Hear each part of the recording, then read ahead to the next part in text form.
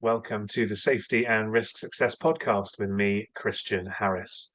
Today, I'm joined by Terry McSween, who is the author of a new book called The New Values-Based Safety, which is all around behavioral-based safety. It's an update of a book that Terry, as he'll tell us, first wrote some 30 odd years ago. And in this chat, we're going to talk about what values-based safety means, why Terry's decided that now is the time to update the book, some of the case studies and examples of where organizations have implemented this and it's worked really well for them, some of the pitfalls, and a bit about how Terry sees the future of behavioral based safety. As always, if you get value from this, do share it on social media, do hit follow or subscribe wherever you're joining us. And if you've got 30 seconds to leave a review, that would be very much appreciated too. Hope you enjoy this episode with myself and Terry McSween, all about behavioral-based safety, the new values of safety. Cheers. Welcome to the Safety and Risk Success podcast with Christian Harris. We believe that proactive safety and risk management powers business performance. Each week we explore this theme, sharing guests, stories, insights, trends, hints and tips. You can find us on all the major podcasting platforms, and video versions are available on YouTube. But for now, let's join the conversation with Christian. Thanks for joining me today, Terry. Well, thanks for having me. I'm excited to visit today. Good stuff. And morning for you, so you're full of energy. Afternoon for me, a bit less full of energy, but I'm sure we'll make it work. Yep, I'm getting the coffee on board as we speak. Good stuff. I've got a cup of tea going, so we'll be caffeinated to the max, and we can have a chat about your new book and lots of other interesting things. So looking forward to it. I thought we'd start, Terry, by casting your mind back to when you started, or when you first became interested in safety. And you mentioned to me in our little pre-chat something about working in the kind of oilfield space. So would you just tell us a bit about that story and what got you inspired to get involved in safety? Sure. I graduated in 1980 with a degree in behavioral psychology. And at that time, I had a couple of friends that were working with a consulting firm, and I joined them. And after about a year of working on quality and performance improvement in engineering, I had the opportunity to really be the project manager on what was really my first project. And we were working with a drilling company down in South Texas, working on reducing their turnover and improving safety. And there were just so many sort of walking wounded, if you will, people that were missing fingers and had ears burned off, and these were the people in leadership positions oftentimes. Yeah. And it was just very evident the need was so real, and it was really so easy just by getting them to sort of increase the frequency of attention that they were paying to safety on a day-by-day basis, and improving the sort of toolbox safety meetings in the morning. And we were able to bring them from one of the worst in the industry up into the top 10%. And it was probably I got hooked on it in part because the improvement was really relatively easy, so it was a successful project for me. But also, it's easy to be passionate about safety. And some years later, as I began to think about starting my own company, I really looked back over my career, and that was one of the things that really stood out. And it was easy to be passionate about, and I'm a lot better on stage and in sales situations if I'm talking about something I've got a passion for. And so that really really stuck with me. Plus, it's easier. It's easier to get people to come sit down around the table, even though they may have different labor versus management viewpoints. Everybody's got a vested interest in safety. And it's easy to get people to come to the table and focus on creating improvements to reduce the number of people being injured on the job. So in some ways, it was easier than some of the other kind of performance improvement projects I'd been involved in. Yeah, no, definitely. My experience too, that it's something that people can buy into and understand and get rally behind, I suppose. Which is interesting to then think about why we still haven't quite cracked it, but we'll maybe touch on that a bit later. So we're going to talk today a bit about your new book, and I've got my copy here, and let's show it so people can see what it looks like, called The New Values-Based Safety. So if people don't know what that term is, how would you define values-based safety today? And would you say it's more relevant than ever? And if so, kind of why would that be? You know, I wrote the first edition of that book back in probably, I think I published it in 1993, somewhere around there. And at the time, I was really trying to create a how-to book around behavior-based safety, which was a hot topic at the time. A lot of people were interested in it and wanting to learn more. And I called that book the Values-Based Safety process at the time, because I felt what was missing was sort of the driver for this. That is, getting everyone to understand that we need to that safety needs to be a value, and we need to live that value. We need to show that we value safety in everything we say and do. And I felt like that was missing from the realm of behavior-based safety.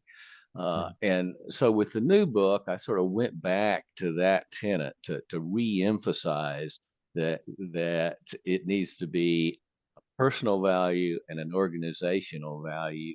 And not everybody needs to do behavior-based safety, the peer-to-peer observation process that we were promoting so heavily back in the late 80s, early 90s, really probably through the end of that decade. And many organizations would be well served just to get their leadership aligned, get the behavior of leaders, if you will, aligned with the organization's value for safety, to get them to personify that value in the way they interact with people on a day-to-day basis. So that's I really wanted to bring more emphasis to that and say, if you do that well, you may not need a peer-to-peer observation process. There are many companies, heavy industrial organizations, construction organizations, where I think it adds value to create a collaborative workplace and get employees really to looking out for one another. But oftentimes the place to start is with leadership and sort of ensuring that safety really is an organizational value, and that the leaders are living that value in their data and demonstrating that value in their day-to-day interactions with the people they work with. Mm. And over your career, how often would you say that you experience organizations where the leadership is ticking that box, even though I don't really like the box ticking analogy, but they are fulfilling that, they're walking the walk rather than just talking the talk, versus when they're not? How often I've does that been happen? Well, one of the benefits of being a consultant is oftentimes you don't get brought in until the leadership is really convinced they need to do something differently. So I've been blessed to work with a lot of really top-notch organizations that truly were living that value. Oftentimes they could do it better, and as they learned a few things, they got better at it. Uh, uh, but the But the truth of the matter is, most of the organizations that are going to pay to bring in a consulting firm at least have a pretty significant amount of leadership support. Now, that's not always been the case, and I will say that there have been times where that was a challenge. And I would say also many times, if the changes we initiated did not sustain, oftentimes that was the root of the problem. There were leaders that didn't buy into the process, didn't feel like they needed to do anything more to ensure Mm. a safe workplace. And um, so that's probably oftentimes what caused a process to be unsuccessful in the long term. Many times successful while we're there lobbying for it and coaching Mm. people on its implementation. But if it didn't sustain after that, it's oftentimes because the leaders weren't providing adequate time and support. Mm. Yeah, that is a challenge, isn't it, when you're a third party, because you don't often get invited in to look at something when it's all going really well. I find that in my world as well. I can identify the key areas where I see people consistently struggling, but I don't often get to see the reverse because you don't often get to go under the hood and have a look if it's all going well because they don't invite you in. That's right. And sometimes organizations would try to bring us in a band-aid. And I think I found that particularly with some international organizations where, you know, I can remember being on a phone call with a large international company, and we'd done implementations in a variety of places in Slovakia and China and elsewhere.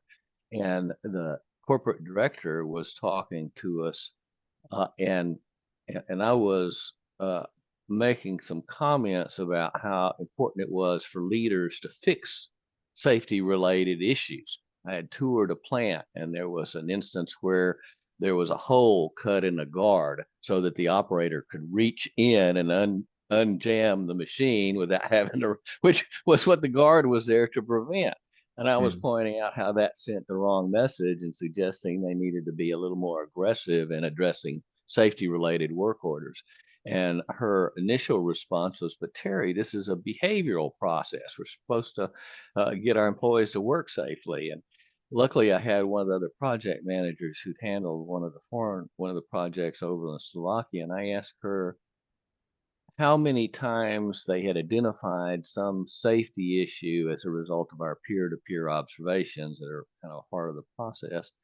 And she said, because they had one of the more successful implementations, and she said they had found something and done something to address the issue in almost every department, and that Mm. was one of the keys to building the employee support, because they saw leaders being serious about addressing their safety concerns.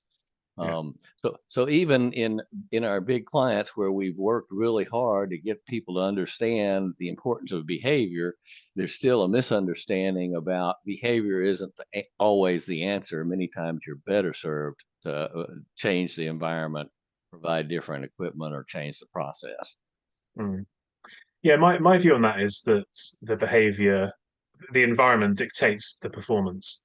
So you know, if you have in that example, the guarding with a hole in it, and you have, messy floors and uneven floors, and you don't dictate manual handling procedures, and you sort of you do everything where the environment just isn't safe and people can see and feel it, then they're not going to behave the way you want them to. Whereas if you can make everything environmentally safe, then that's going to encourage that right behavior.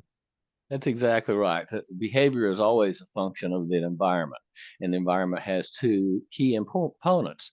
Part of that, very important part of that for us as human beings, is the social environment. Mm. But very clearly, the other part of that is the physical environment, and we're always better served to eliminate the hazards and reduce the exposure in the physical environment, both because it's a longer term solution, a more permanent fix, and because of the message it sends to our employees when they see us Mm. taking actions to address those. Yeah, yeah, definitely agree with that. I even put something like that in my own book, so we're aligned on that one. Um, Terry, why now to sort of relaunch or renew or refresh the book? What sort of has been happening in the world that has made you feel as if now's the right time to kind of look at this again and update it all?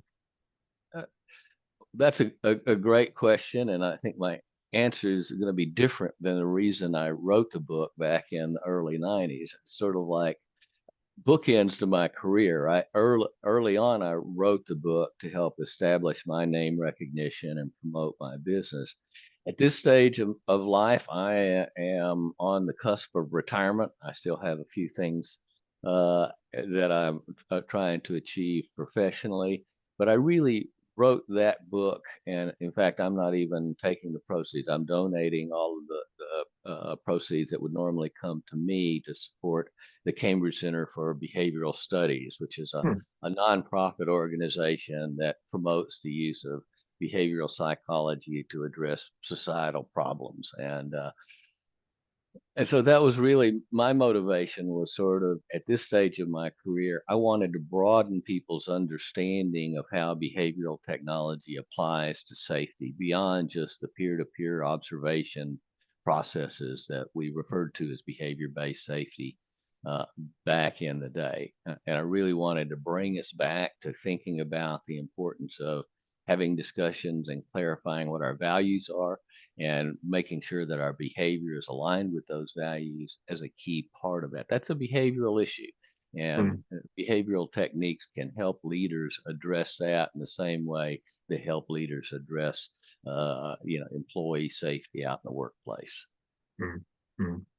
So if somebody were joining us on this podcast, either watching or listening along to us, and they were keen to better align their safety culture with their core values as an organization, with a long-term view on this, not a band-aid, as you said earlier, what would be the approach? How would you suggest they look at that? Are there any kind of principles or methodologies or the kind of steps that they should take?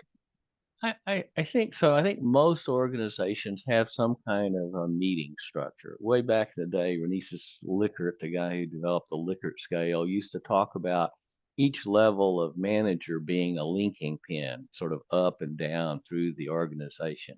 And I think if you took that concept and sort of ensured that you had a cascading uh, series of meetings so that each level is meeting with the next level, and sort of starting at the top, talk about the organization's value for safety and how that translates into action.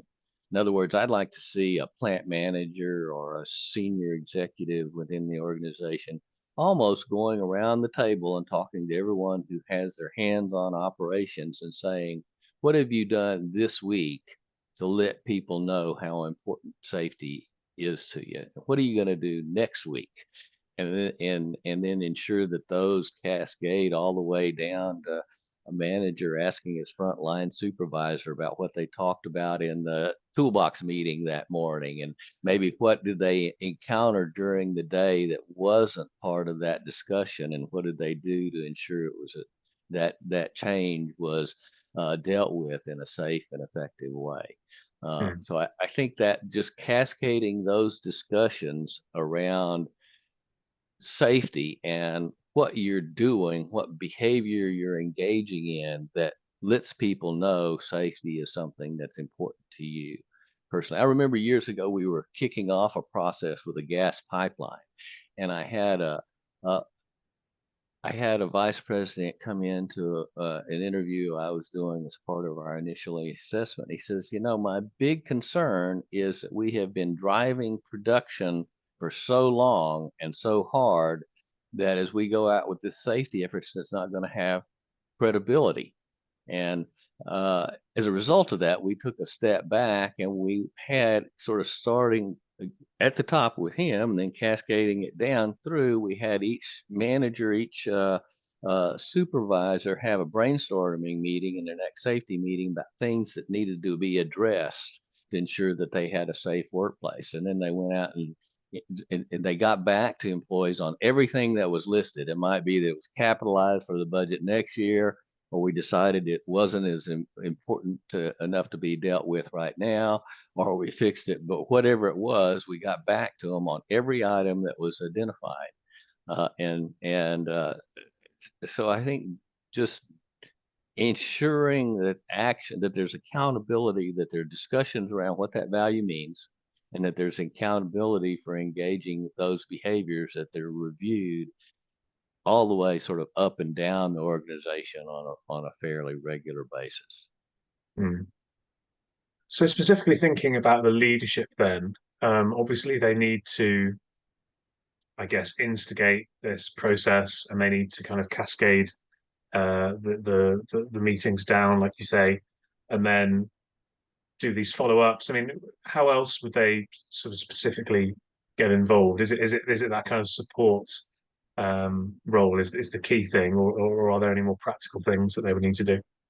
I think the other thing is to ensure that they're paying, particularly as you get down closer to the front line, that there's a process for ensuring that a supervisor goes out and reviews, sort of does a field verification around their critical safety practices each time the employees are engaging in a task that exposes them to risk of serious injury or potential fatality. It's sort of like industries always know the 5 or 6 things that are most likely to kill people.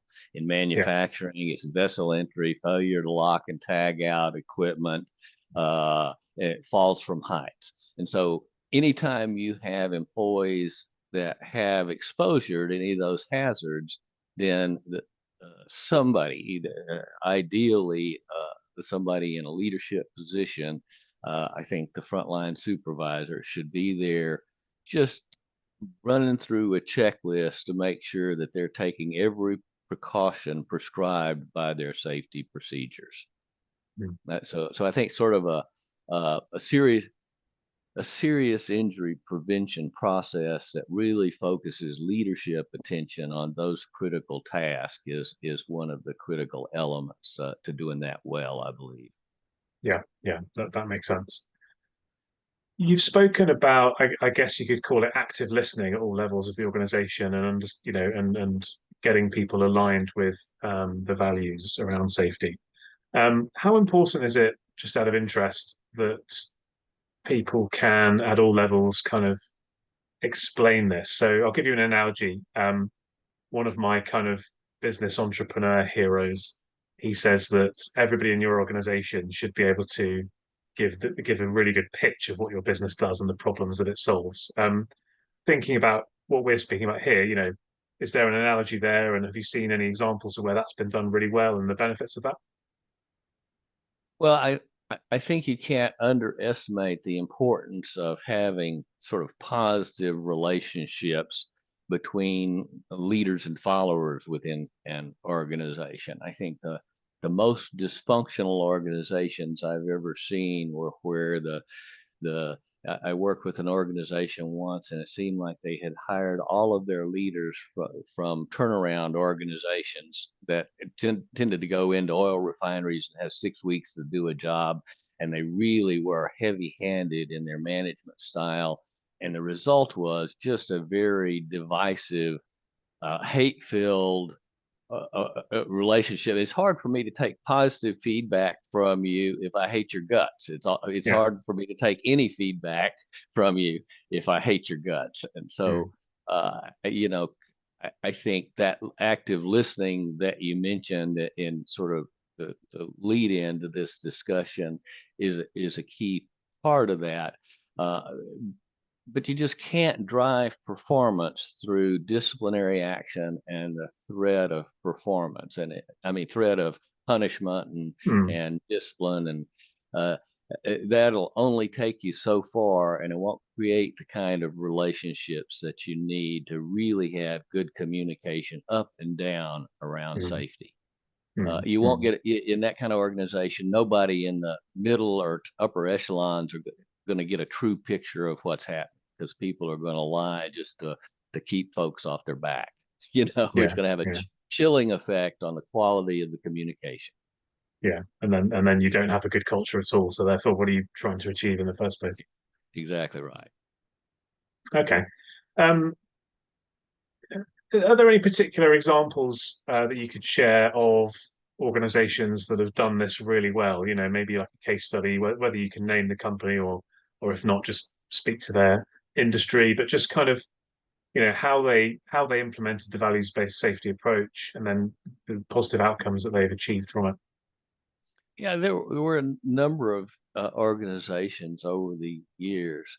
Many of them have gone through several cycles. We worked very early in my career with Tenneco Gas Pipeline. I still have good friends in the Tennessee Gas division of that organization. They really institutionalized behavior-based safety, values-based safety. It was part of the way they did their work, and it really did a nice job of incorporating it into discussions at every level of the organization, as well as establishing good peer-to-peer observations and feedback. And they really did it well, and are one of the few organizations I can point to. We did that initial implementation back in the early 90s, probably 92 or 93, and they still had that process the last time I interacted with them, which was probably a year ago. So Mhm. there are companies that have done well at doing that. Citgo Petroleum did a great job for many years. I kind of lost touch. Most of all my friends that were part of that organization when I worked with them have retired, like Yeah. me, I guess. And so it's hard to keep up with them. There are a lot of companies that have done well using behavioral techniques, whether they were part of our values-based process or some of our competitors, BST Mhm. and DEC. A number of their or clients have really done well with it over. Mhm. And how would they sort of either know, in other words, is there something quantifiable as a lagging indicator of putting this into place, or how would they feel? You know, is it more something that's more qualitative than quantitative? You know, that they got it right. What would be the kind of, you know, you're sitting on the beach thinking with your cocktail, thinking, yeah, I've cracked it. So, uh, you know, a lot of companies sustained behavior-based safety for many years, or values-based safety if they were our clients. Uh, but there really are only a couple. Of course, the one that comes to mind, we did work with Tenneco gas way back in the day. And of course, that's changed and been taken over multiple times since our initial work back in the early 90s. I think we did that project in 92 or 93. There's a division within that organization, Tennessee Gas, where they really took values-based safety and integrated it well into their organization. Their leaders were strongly behind it, and established a very effective up and down the organization lines of communication. And it was talked about and with the division manager in his monthly meeting with all of his superintendents, and it just cascaded down, and they maintained the peer-to-peer safety observations, and were well integrated with their tailgate toolbox safety meetings every day. And it's one of the few that really comes to mind. I remained good friends with several people, including the safety manager there, and he's just recently followed me into retirement. And so that process maintained for 30 years. And there Mm, aren't many organizational change initiatives that I see carry on for that long. And I really think it just had to do with the strength of the leaders' commitment to safety. And they actually influenced the rest of the organization. Other parts of the organization sort of had starts and stops on their safety initiatives. And I think that division really became a role model, and the way they talked about it, and the way they reviewed it, and the way they implemented it, and kept people trained. And uh, I just they were always the one I pointed to when somebody asked me who's doing it well. There were yeah. other organizations. The Citgo Petroleum Refinery, it was a very large refinery over in Lake Charles, Louisiana, had a very effective process for many years, and they sustained their focus well as well. And there are many other organizations from my clients as well as some of my competitors that really used behavioral psychology effectively in promoting change. And but that Tennessee Gas division is the one that really stands out to me, because I've always been honored to have had the opportunity to work with those guys and help them on their journey. Great. So we've got some good examples there of this being implemented and working really well. If we look at the flip side, what would be some of the challenges or potential pitfalls or mistakes that organizations can make, or you've seen them make, that have kind of held them back from getting this right? Sure. Uh, I've had two. One I really fault me for not doing the right kind of needs assessment. I worked with a hospital organization one time, and we did a pilot, and we were able to show the process worked. Um, but we tried to make it an analog of what we were doing in manufacturing, and we didn't adapt it enough. The nursing staff, like probably every organization that I've ever worked with, the initial thought when you start talking about doing safety walk-arounds is we don't have time for that. And Yeah. unfortunately, I had a long history of hearing that in manufacturing before I got into the medical field. And so I probably didn't hear the nurses when they said they didn't have time. Plus, when we did a pilot, they found time and made it work. Mm. But nonetheless, it wasn't a realistic process that we ended up with. I think because we tried to keep too close to the analog of what we had done in manufacturing. I think we could have adapted it a little differently. I would do it differently today. Mm. But that's one instance where really I didn't take a close enough look at the time that they would have to participate and be engaged in a process like this. Mm. The other one really has more to do with the leadership. We really couldn't do a peer-to-peer observation process because the relationship between managers and supervisors and the employees in that organization was just too broken. It really, I Right. referred to it earlier when I said it was just a hate-filled environment. We had Mm. people on the back shift that were flushing toilet paper rolls down the toilet just to sabotage the Wow. operation. For example, it was that damaged, and Mm. it it took some serious personnel changes as well as a lot of training and work with leadership to begin to repair those relationships and build the trust that you need just as a foundation for working on any kind of performance issues. Mm. Mm. Yeah, it doesn't sound like a fun place to work, so glad I've managed to avoid that one, I have to say. Um, if we're in an organization and we're in a leadership role, we obviously have to balance, I guess, um, the need for compliance and regulation, and then this more values-driven approach. How would you square that circle? Well, there's a legal obligation for companies to ensure compliance with their safety rules, policies, and procedures. You got somebody who thinks they're not going to, uh, oh, oh, probably I've got a good story that I think Yeah. will address that. People who follow me will probably recognize it from some of my other workshops. But years ago, we did a project with a utility company in Canada, and we were well on the way. We completed the assessment. We pulled together a group of employees and frontline leaders who are designing the peer-to-peer part of our safety improvement process, and that initiative was kicking off. And I'd gone up there to do a leadership workshop with the president and his direct reports. And I had arrived early, and I was getting set up and putting the workbooks around and putting the projector, making sure it was tied in to my computer and so forth. And the president comes in and he says, I'm going to need a few minutes at the start of our meeting this morning. He says, there's some things have come up. We may need to put off this whole behavior-based safety or values-based safety initiative.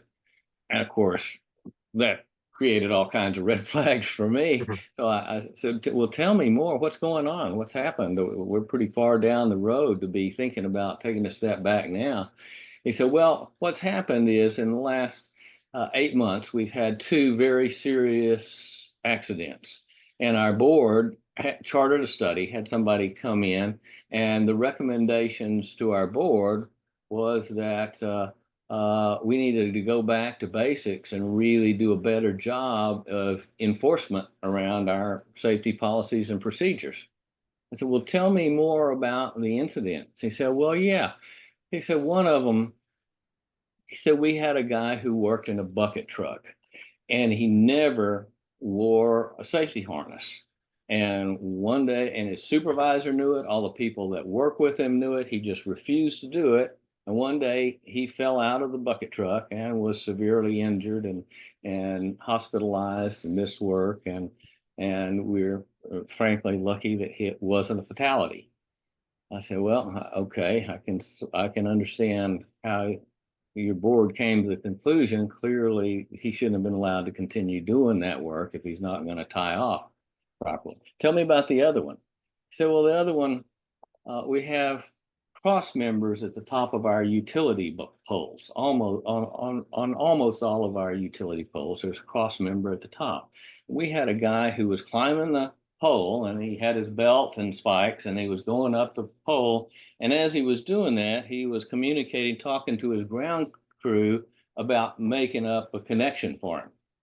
And he was still talking to them as he went over. There was no cross member at the top of that pole, and he was talking to them as he went over the top of that pole and fell backwards and all the way to the ground. And again, we were lucky it wasn't a fatality. I don't know how the guy survived that fall, to be honest with you. I assume in Canada they must have had a snow cushion, perhaps. I don't Yeah, it think could if be. they'd have Yeah. fallen to the hard ground here in Texas, I don't think he'd have walked Yeah. away from it. But anyway, I said, well, I don't see how discipline is going to solve that. The best you could hope for is a community where people are looking out for each other and have that ground crew holler up at him to watch, to put his eyes on the task, to watch what he was doing. And it's that kind of culture, that kind of people watching out for one another is going to prevent that accident. You're not going to have a rule that says thou shalt not go over the top of the telephone pole. So you're just not going to be able to drive that kind of injury. You're not going to have to be able to prevent that kind of injury through your discipline policies and procedures. So in the end, he agreed. I said, here's what let's do. I said, let's go back to basics. Let's have a discussion on the legal obligation that supervisors have for enforcement. And we'll make that part of our leadership training as we roll this process out. That'll help you kill two birds with one stone. We'll work on creating a community of caring in the workplace where people are really looking out for one another, and we'll make sure that all supervisors understand their legal obligation. If you got a guy who's not going to wear eye protection, you need to send him down the road before he loses his eyes. We just can't let somebody continue to put themselves at risk in violation of our safety policies and procedures. So you have to have both, but the legal requirements, the rules and procedures, the things you're going to enforce are basically the floor. What you're going to, it takes more than that. It takes discretionary effort. It takes people looking out for one another and talking to one another about safety in order to create a culture that's going to really prevent injuries from occurring. Yeah, no, I like that. And that is a good story to illustrate that point. So thank you for sharing that, Terry. Let's look forwards. So what do you see the future like, let's say over the next 10 years, in terms of behavioral-based safety? How's it going to evolve? What changes do you expect? I think, Any yeah, in my ideal world, behavior-based safety will become less and less important. It's like on automobiles. When I bought a car, when my son started driving, I made sure the car we put him in had a collision avoidance system.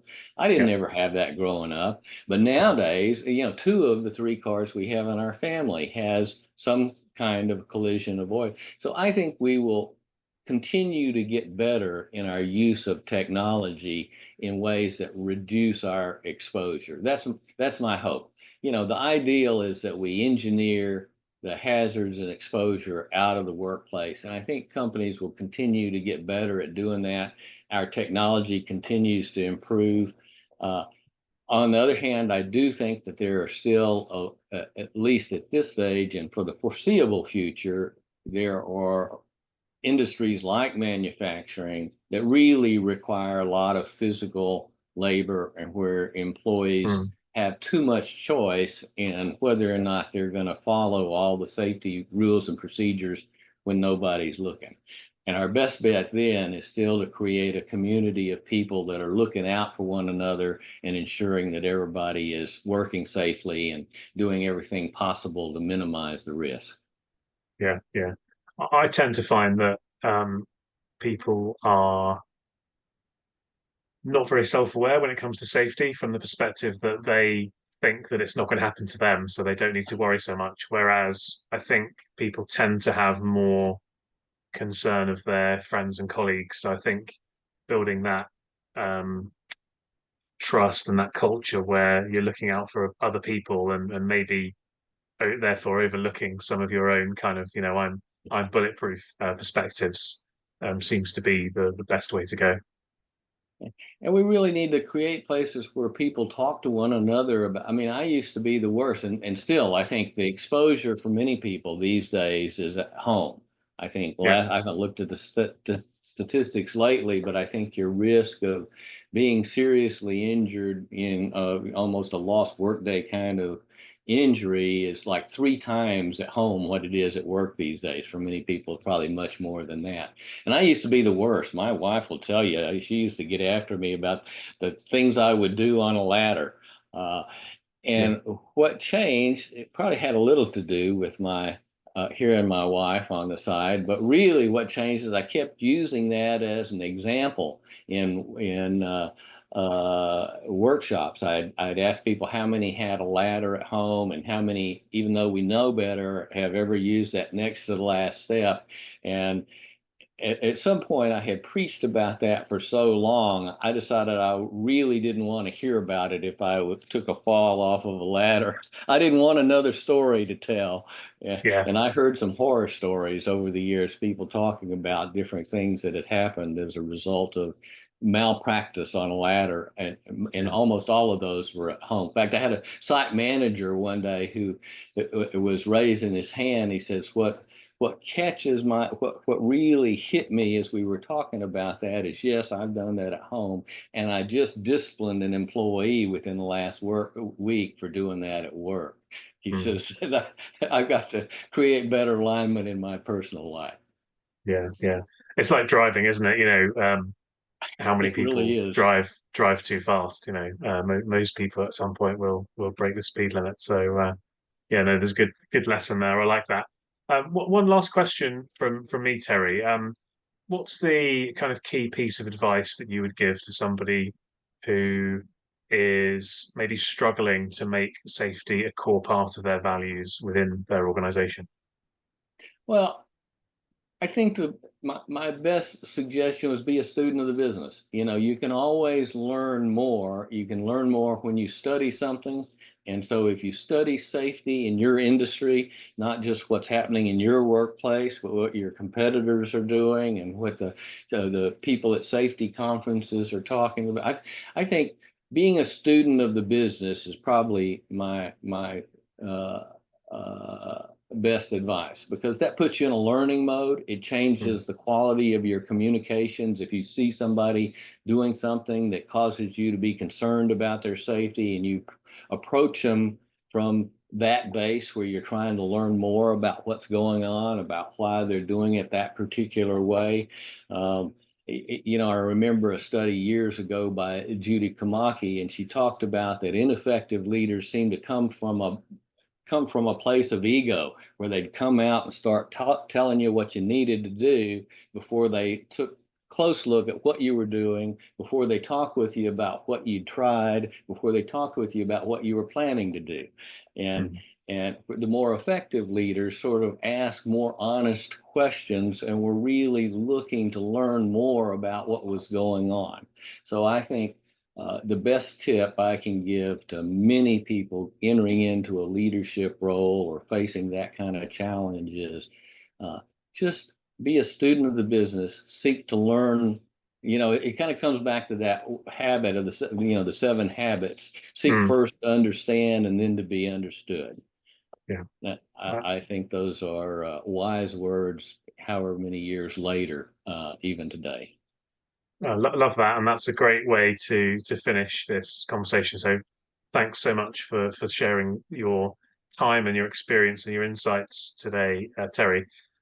Just before we finish, then, could you let the audience know where they can go to find out more, or if there's anything you wanted to plug? Obviously, go and buy the book for as a starting point, but anything else you'd like people to do? Yeah, the book is being sold primarily by Key Press. I think if you Google the new values-based safety, you'll find it.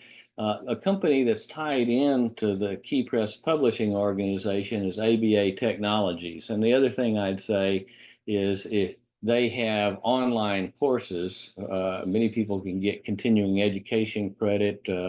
I'm not sure that they provide that for safety professionals yet, although I don't think it's too far down the road.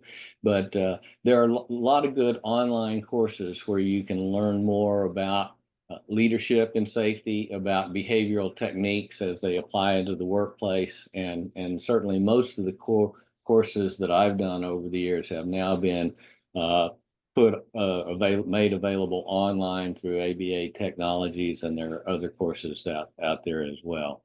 So again, those are for people seeking to learn more about safety. Those are good places, and the American Society of Safety Professionals has both local and national conferences, and I've always found something of value every time I go to one of those. So there's a lot of places where you can learn more about safety leadership, and about behavioral psychology as it applies to the field. Good stuff. Well, thank you very much, Terry. Really enjoyed it. Appreciate your time, and look forward to catching up with you at some point again in the future. And thank you for joining Terry and I on this episode, and we will see you on the next one. Cheers. Thank you again, Christian. I appreciate the opportunity to talk with you and the audience today. Thanks, Terry. Thanks for joining us on the Safety and Risk Success podcast. If you've enjoyed this episode, please hit follow and do share on social media. Does anyone you know spring to mind as a great guest, even yourself? If so, please contact us on podcast@slipsafety.co.uk. See you next week for another episode.